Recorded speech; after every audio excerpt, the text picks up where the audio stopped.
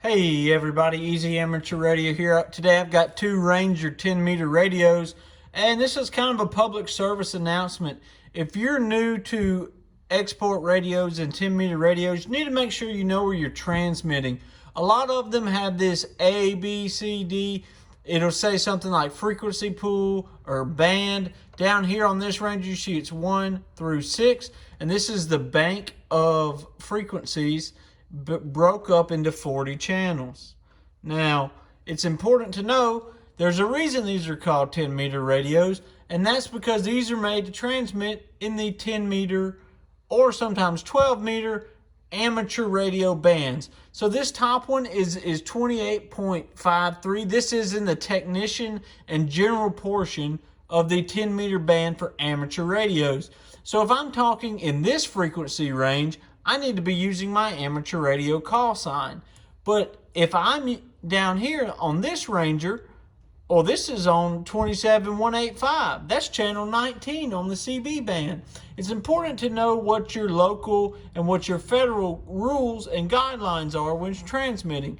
So up top, I would need a license for that, and I do have an amateur radio license, but down here I don't.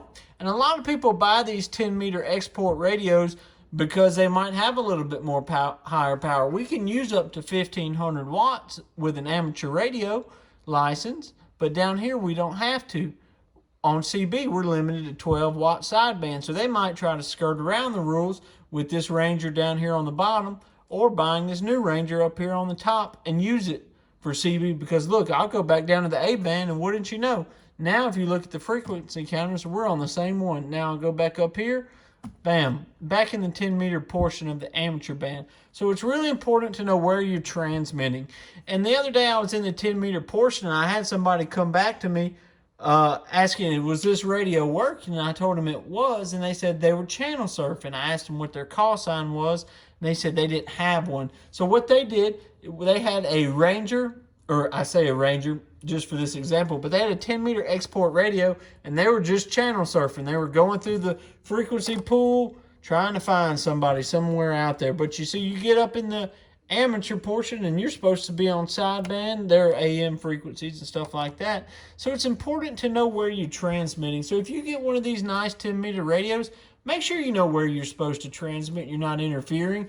While I didn't get mad at the guy for being in the amateur portion, there are some amateurs that would have let him have it. 73 guys, be nice on the air and know where you're transmitting.